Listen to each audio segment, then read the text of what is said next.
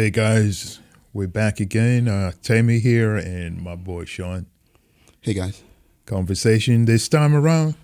We have something we're calling the Black Duality. Now that is an intriguing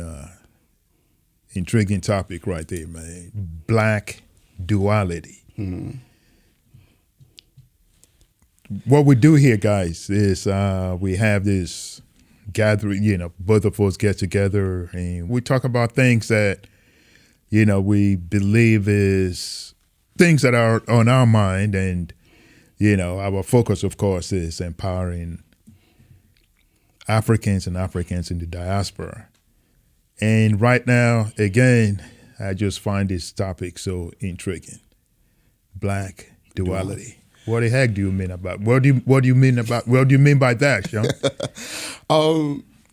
So thanks, Temi. I appreciate that. So like we're always talking about things that we find in and around us, right? Things that make us go, like why do we do that? Why do we do that?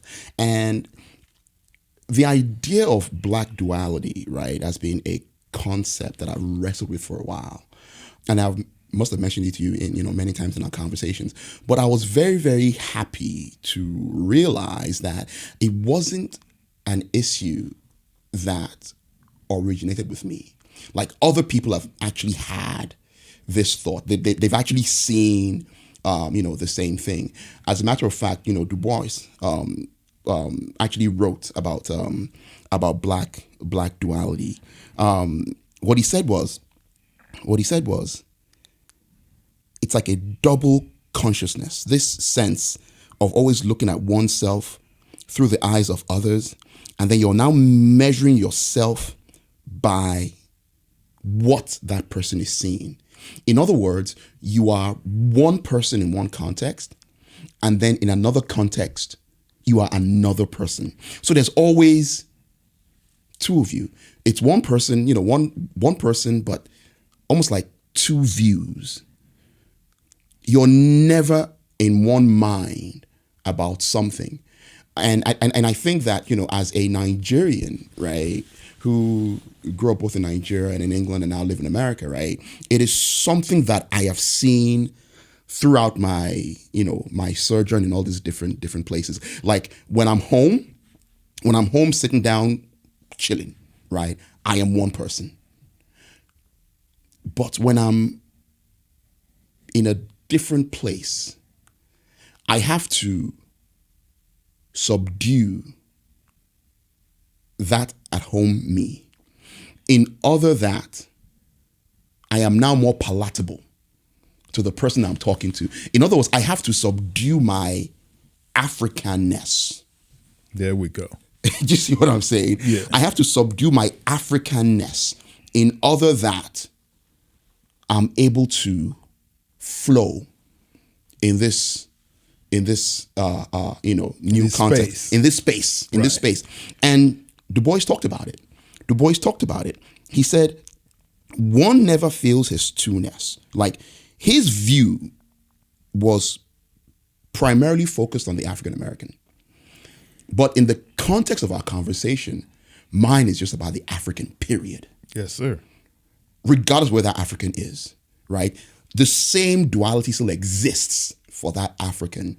And you then find that it starts to come through in different variations. You see what I'm saying? But going back to what Du Bois says, he says that one never feels his trueness. As an American, a Negro, two souls, two thoughts, two unreconciled strivings, right? Two warring ideals in one body. So which one wins? As the African American, right, as the hyphenate, suggests, there's two of you. There's the African, and then there's the American. So which one dominates? Which one bends to the other one? It's interesting. I was reading about this professor that was talking, in relation to what Du Bois said.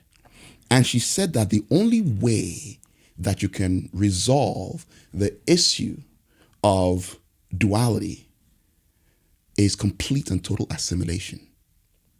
One needs to die for the other one to live. In this particular professor's, writing, which I completely disagree with, she wanted the American to win. So that there's no hyphenate. You're just an American. And then that way you would not be conflicted. It'll just be the one thing. You understand what I'm saying? I totally understand what you're saying. And, as I'm thinking through it, I can see where she is coming from. And why do I say that? Because why do you have a duality? Why do you have two sides to you? It's other than the fact that you were originally one way and you are trying to fit into something else, that is what creates that dichotomy in you, that duality.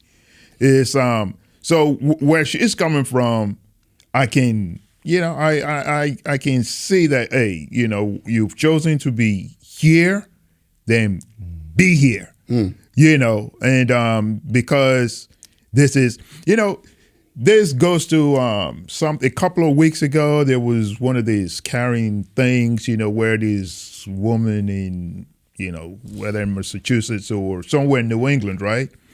Walking to her job and heard some people speaking Spanish, some walkers speaking Spanish, working on the sidewalk or something like that. And she, pretty much loses it, saying why they speaking Spanish and, they must be illegals and whatever. It's she's coming from the angle that, hey, if you are in America, you're supposed to be one kind of way. I'm just saying I see where she's coming from, which I'm not saying I agree with what she's saying, and why am I actually saying that? It's again going back to my point of, why is there a conflict in the first place? Why is there a two of you in the first place? It's because there, you as an African living in America today, there is a way that you are and a way that a society expects you to be, and who now decides, which is the real you? Is it the external society or is it you? So I actually appreciate, that point of view. I disagree with it, but I completely appreciate, that point of view. And I think I understand where you're coming from. And to Du Bois's point, Du Bois's point was, how can an African American fully realize his Africanness and still live out being that African with dignity? And not just dignity, but also without somehow not offending. Offending is not the issue, but without somehow making you feel threatened. And I think that that's my point. That's my point. My point is, I do not believe in the duality. I believe that the duality exists. But that being said, Africans everywhere should have the right to live as an African without having to dumb it down for anybody's sake. We should not have to always be the ones that make other people feel comfortable. Yeah, I totally agree with you. Something you said a minute ago that I loved is they chose to be here. Many people didn't choose to be here. True. Now that they're here, though, you're now saying to them, this is what society expects you to be. But within you, you know what you are. So you're now trying to force fit an image of yourself that society would better appreciate or accept better. And I'm saying that for long and long, we've always been the ones doing that. We've always been the ones having to somehow speak a certain way, act a certain way, not move too quickly, right? Make sure that we're visible from far so that somebody feels not threatened. To me, us continuing the narrative of this duality doesn't help get us to where we need to get to, which is oneness. I believe that there should be no conflict. I believe that as an African, your predominant state is being African. The duality was created in order to make society feel better about itself. What I don't understand, and this is what I want you to help me understand, what I don't understand is why is the concept of a fully unapologetic African, male or female, why is that such a threat? Bro, I cannot even begin to answer that. The only thing that I can say is to acknowledge that is what it is. That is how it is, rather. That over generations, being African has been perceived as a threat. Yeah. And so the response to that has been to dumb down Africanness. That's right. And dumb down Africanness in the literal sense of tapping it down, yeah, and also as a dumbing of the Africanness. Anything African is dumb. Is dumb. Yes, everything African is dark. Yeah. Everything African is negative. Is negative. The way you talk, you shouting. The way you dance. The way you dance. It's too erotic. Yes. The way you cook, it's too spicy. Yes. Everything that, like I've said before, man, the very first day that, you embraced, your European style education, you were being dumped down, while the other side was being elevated. You know what I mean? We've made these examples before, and this is what feeds into this duality thing, so that you grow up, even at if as you progress in your life, right? You begin to perceive that when I'm amongst my people, this is who we are. This is how we do.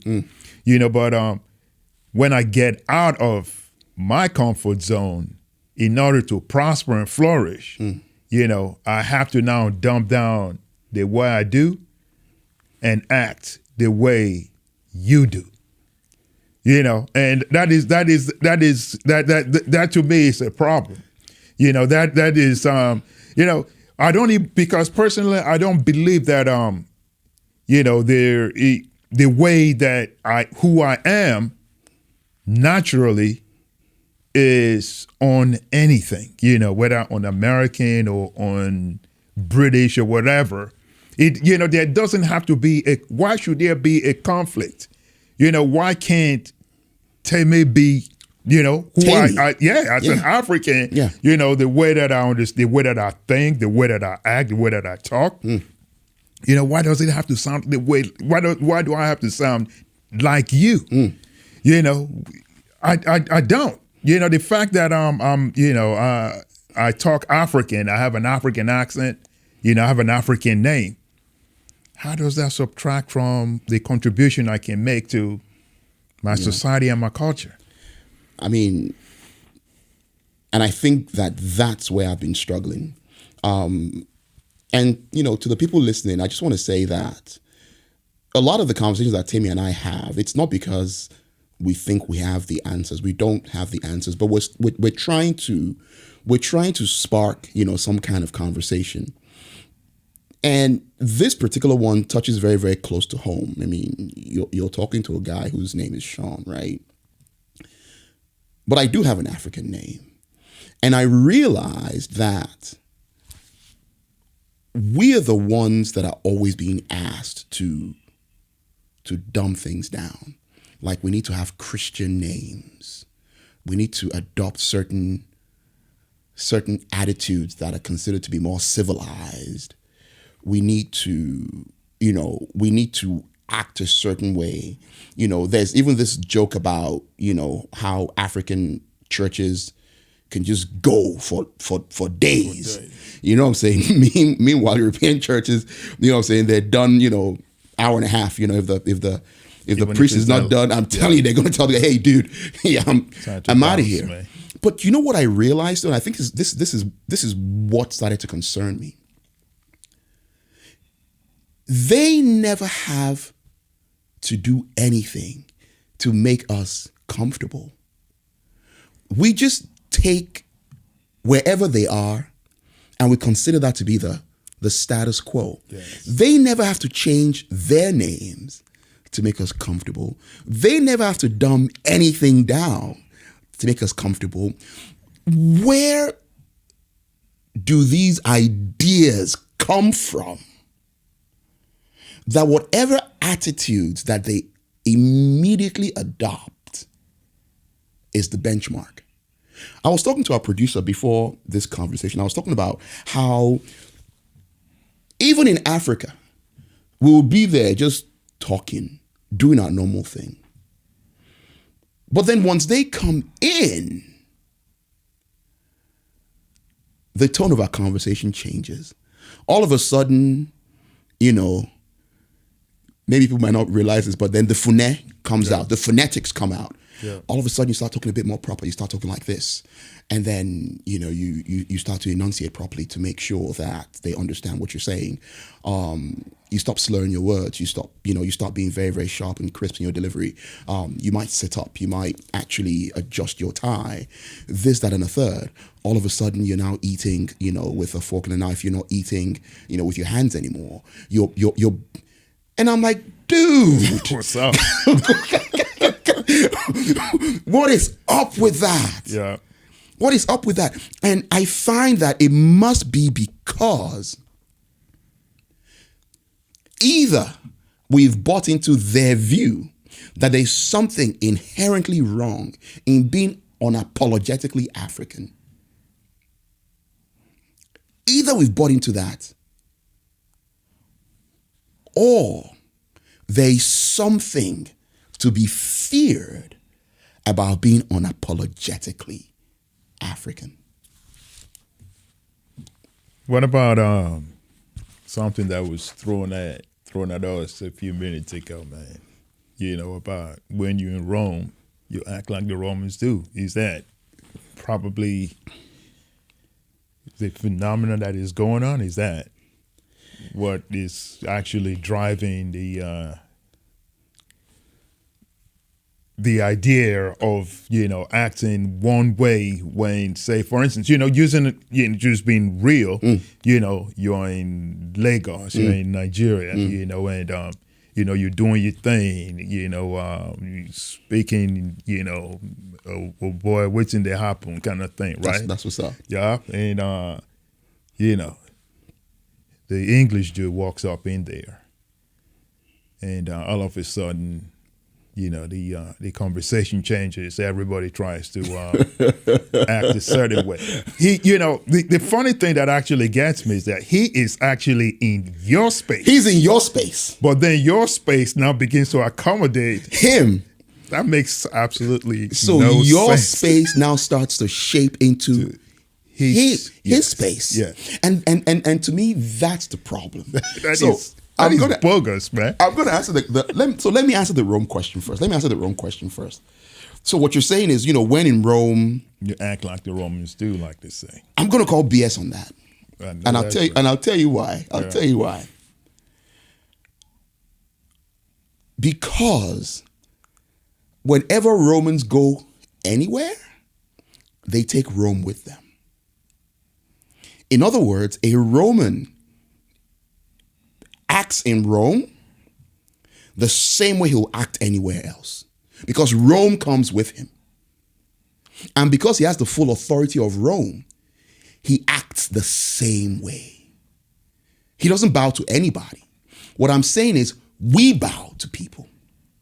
And this bowing is psychological, it's physiological, it affects our looks, it affects our food, it affects our dressing. I'll tell you a story. A friend of mine and I were discussing the idea of opening an African restaurant. And I was like, yeah, you know what? If we open this restaurant, I just want to make sure that the service at the restaurant is impeccable. Number one. Number two, we need to make sure that the food level stays the same. Consistent. Dude goes to me, yeah, but we have another problem. I'm like, what?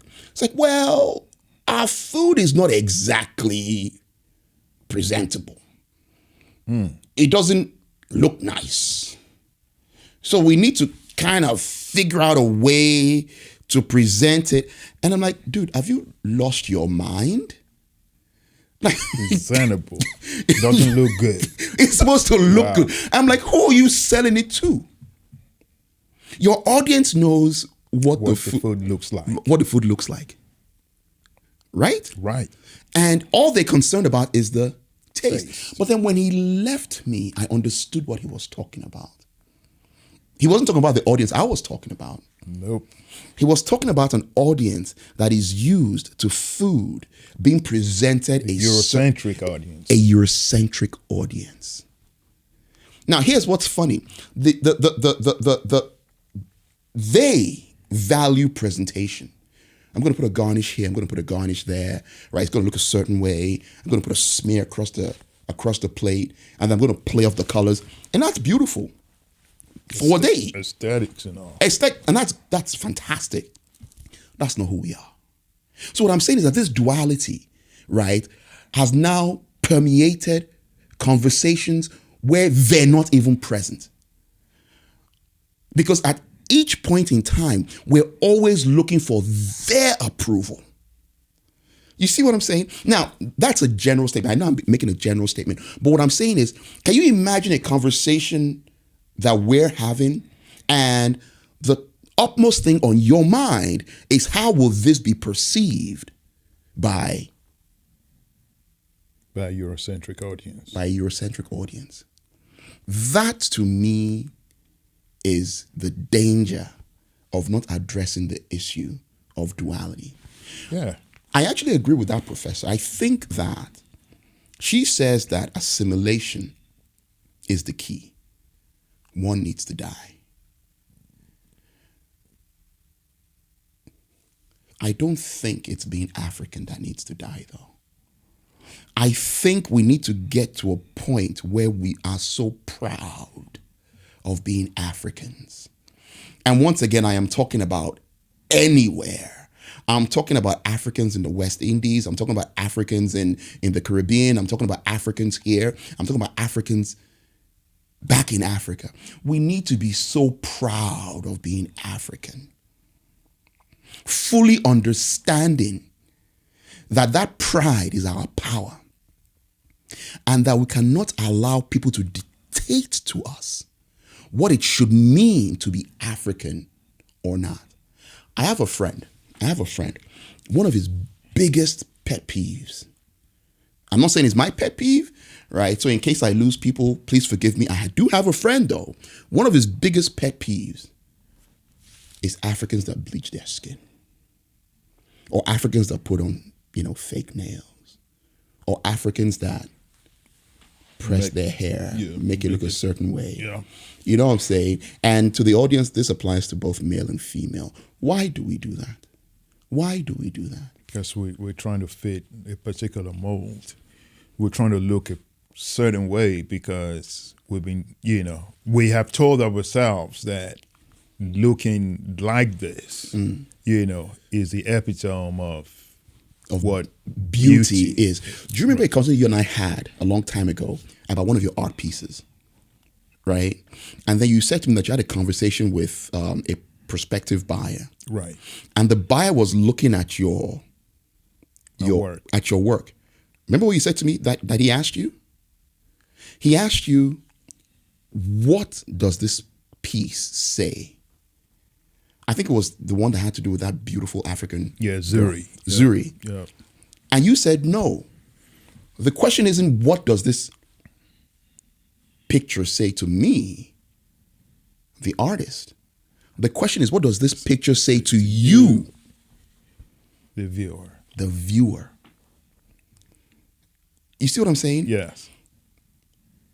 If you cannot see beauty for what it is, unless it goes through some sort of Prison. Yeah.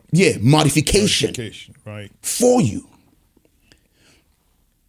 If my food has to go through some modification in order for it to be presentable to you, if my speech has to go through some modification, my name, my being, if everything about me needs to go through some kind of modification just to make you comfortable,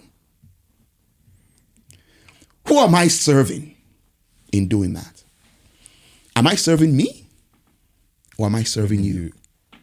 And these are the vestiges of colonialism, slavery, that continue, to plague us. There's something before I just remembered something that I always find so interesting. You were talking about, my speech, even my food, has to go through modification, especially the speech thing. I've always found that so interesting that, I can talk one way, my African way, and I can talk my American English way. I have that ability, to actually make myself understandable to you while I can also be understandable to my people. I have that ability, but I'm supposed to be the one without ability. Think about that for a second. Yes. You cannot adapt to me, right? But I can flow, through different, so who has more ability? Who has more aptitude? Who has, who is able to, if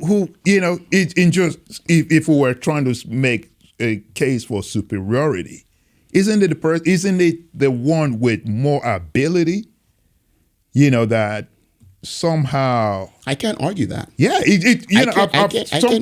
sometimes I think through these things. I'm like, I remember, man, back in the 80s, I guess late 80s, early 90s, man, when, we had this guy playing for the Houston Rockets, Hakeem Olajuwon, right? I'm not even going to try to spell Olajuwon's last name, right? But everybody could pronounce it. The syllables in my name, which they sometimes want to act like they can't say. It's not as many as the ones in Olajuwon's name. In other words, if it benefits them, yes. You see what I'm saying? Yeah. Like using Akeem as an example, right? One of my favorite players right now, right, is Adetokunbo, Giannis. Yes. Not Antetokounmpo, Adetokunbo. Adetokunbo actually means something. Adetokunbo means the crown that came from across the waters. Right? How apt is that? Isn't that apt? Yeah. The crown that came from across the waters. That's what Adetokunbo means. Yes, they tried to pronounce it, using like Grecian letters and all that kind of stuff. And then it came to Antetokounmpo. But I can still appreciate their attempting to do that. Yeah. So what I'm saying is when it benefits them, they will find a way to pronounce and adapt. What bothers me is when we automatically enter into any conversation And we already stepped down. Yes. We already stepped down. We're already looking for a way to make them comfortable. We're already looking for a way to not offend. We're already looking for a way to dumb down our Africanness. Yeah. Because we've started to buy, or we've bought into long time, the idea or the notion that there's something Intrinsically wrong with being African. That is my problem with duality. I would like us to get to a place where, like them, we act, we behave based on whatever the situation is. So I'm not saying, go to church and talk loudly. No, but go to church and still be an African. Be an African approximating an African. Don't be an African approximating a European. Because they never do that. That is my concern with Black duality. I keep on saying that the issue to me about slavery and colonization is not when they're whipping you. My problem with slavery and colonization is when they've stopped whipping you, but you continue to whip yourself. that is terrible. This issue is us whipping ourselves. We're literally kicking our own butts. And here's what's funny. In a lot of these conversations, they've not even asked for it. We just give it to them. Do you see what I'm saying? I totally see what you're saying because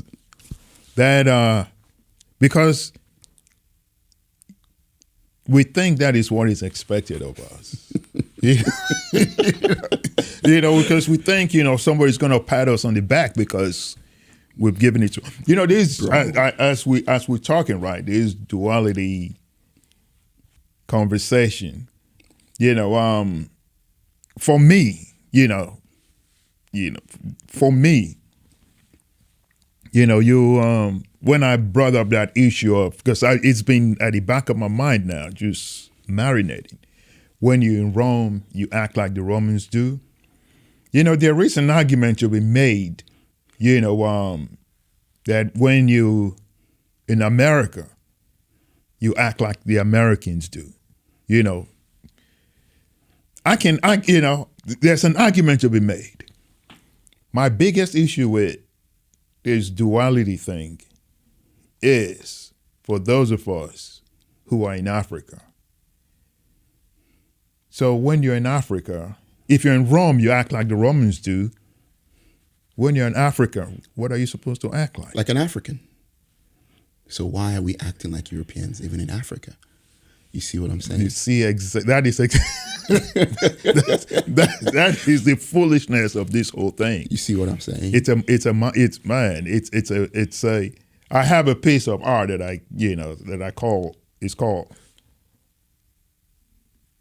it's called whitewashed walls. I'm not even going to describe what, it just came to my mind right now about what that picture, that painting represents. That is the situation that is going on in amongst our people in Africa today. Even in Africa, they're living in whitewashed walls. But the irony of it is you have the paintbrush and you can go to the paint shop and buy whatever color paint you want. But everybody is coming to the board with whitewashed paint. And that is exactly where my issue is, man. Like I said, I don't know, what the answer to this one is. This one is very, very fluid.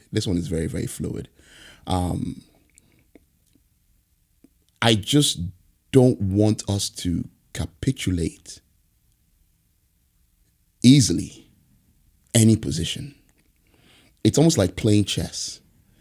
You don't sacrifice your knights or your bishops or your castles early. You don't. When we buy into an idea of a duality where We are the ones constantly making the concession. That is a problem. That is a problem. And the concessions can be made verbally and non-verbally. The way we act, the things we put on ourselves, how we choose to present ourselves. These things cannot help but embolden those that come from the Eurocentric point of view. Yeah, it will not, but encourage them to keep doing what they're doing. Right. But, like I keep on saying, in so many different things, we are a monolith. We are a monolith.